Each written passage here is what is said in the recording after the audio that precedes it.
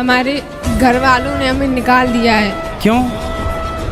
हमारी सौतेली माँ है, उन्होंने हमें निकाल दिया है, तो हम उरई के रहने वाले हैं। तो आपकी माँ सौतेली है, आपके पिताजी ने दूसरी भी शादी कर ली। हाँ। और आपकी जो माँ है वो कहाँ चली गई? वो ख़त्म हो गई हैं। ख़त्म हो गई। तो आपके कोई भाई बहन भी हैं? बड़ी बहन है, उनकी शादी हो गई है। तो वो आपकी माँ की बेटी थी, मतलब आपकी सगी बहन थी वो? हाँ। उनकी शादी हो गई। तो आपके पिताजी ने दूसरा विवाह कब कर लिया? तब आप कितने बड़े थे? लगभग 5 साल के थे। तो आपको किस तरह से परेशान करती हैं सौतेली माँ? कहीं उनने बहुत कोशिश की हमें मारने की। हम इंटर तक आंसू, हमने इंटर के पेपर दिए हैं इस साल, मगर हमें मरना नहीं, इसलिए उन लोगों ने बहुत कोशिश की। कैसे मारने की कोशिश की? कहीं कुछ खाने में जहर मिलाया, कहीं तो जहर मिलाया हो तो मरना चाहती हैं आप? मगर हमने खाया नहीं। हमें बहुत से लोगों ने उनने देखा है, उनने बताया, इसलिए हमने खाया नहीं। तो हम अच्छा, जहर था भोजन में पर आपने नहीं किया? नहीं। चलिए फिर 25 तारीख को लोगों ने हमें मारा, पीटा। और किसने मारा? मम्मी ने और पापा ने। पापा ने भी मारा? हाँ। फिर उन लोगों ने हमें घर से बाहर निकाल दिया। क्या बोल दिया? बोल रहे थे कि अब हम आपको घर में नहीं रखेंगे, चाहे जहाँ जाओ। फिर आप कहाँ गए? फिर हम उरई आए। उरई में कौन था? उरई से कानपुर से हमें मिली थी। कौन मिली? आपके परिवार में कोई रिश्तेदार में और कोई नहीं है? तो आप वहाँ क्यों नहीं चले गए? वहाँ सब कोई पहले अपनी बुआ के यहाँ गए थे, तो मम्मी बोल रही थी अगर आप रखोगी तो हम आपके खिलाफ कुछ भी कर सकते हैं। आपकी उम्र कितनी है? लगभग 18 साल। तो बेटा आप अकेले घर से आ गए? हाँ। तो बेटा आप अकेले नहीं आना चाहिए, चलो, लेकिन आपके साथ तो गलत हुआ। आपके माँ बाप ने आपको मारा, सौतेली माँ ने अत्याचार किया, वो सब अपनी जगह अलग विषय है। पर आप आए हो, आपको कोई रास्ते में पकड़ लेता, कुछ आपके साथ गलत होता फिर, इसलिए आपको सावधान भी रहना चाहिए। वैसे आपने जब आप आए तो आपको रास्ते में कोई दिक्कत तो नहीं हुई? नहीं। पर बेटा फिर भी आपको सेफ रहना चाहिए। जो आपके विशेष जिन पे आपको विश्वास हो, जो आपके परिवार, मौसी नहीं है आपकी? सगी मौसी नहीं। सगे मामा नहीं। नानी नाना? नानी नाना है। तो नानी नाना के पास जाते ना बेटा, नानी नाना को बताते सारी समस्या, आप नानी नाना के पास रहते।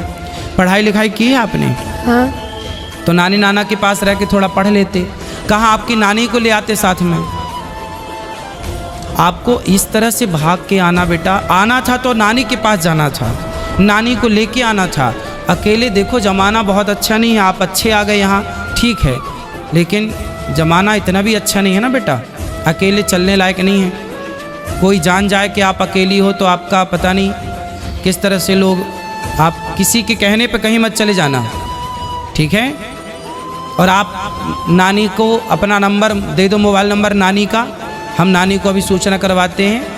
और तब तक आप यहीं गौरी गोपाल में भोजन करना, और यहीं जो पांडाल में सब लोग सो रहे हैं वहीं आराम से रहना। कल नानी को फ़ोन अभी लगवा देना तो नानी कल आ जाएंगी, और नानी के पास रहना।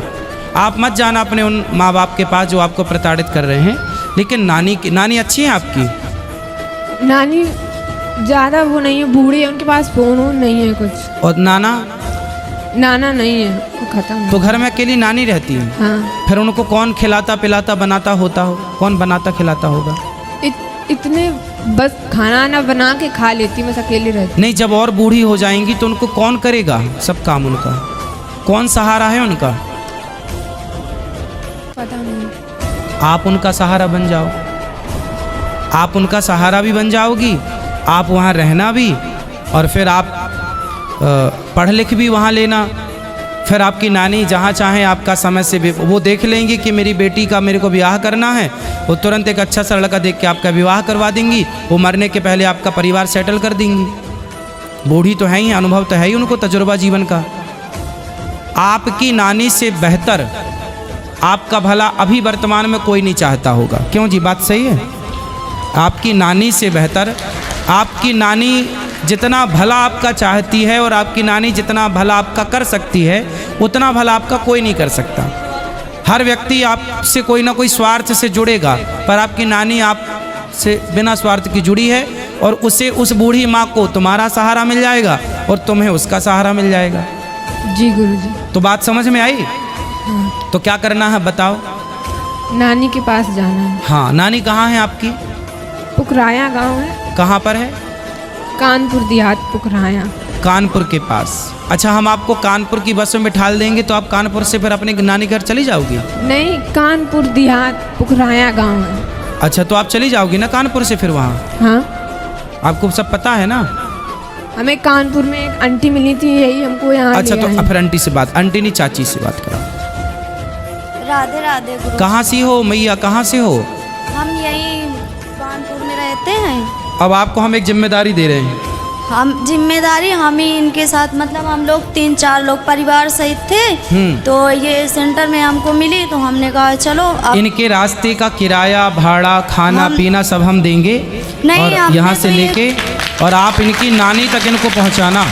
नहीं, हम इनसे बोल रहे थे कि अगर आपके यहाँ कोई खास लोग हों तो बताइए, हम तुमको घर तक उनके छोड़ के आएंगे आप, लेकिन ये तो बताइए, हम पति पत्नी रहते हैं किराए के मकान से। सुनो, अगर आप ठीक है, आपने रास्ते में इनकी हेल्प कर दी, मिल गई, ये बहुत अच्छा। हाँ। अभी आप ना रात को इनको यहाँ गौरी गोपाल में भोजन कराना।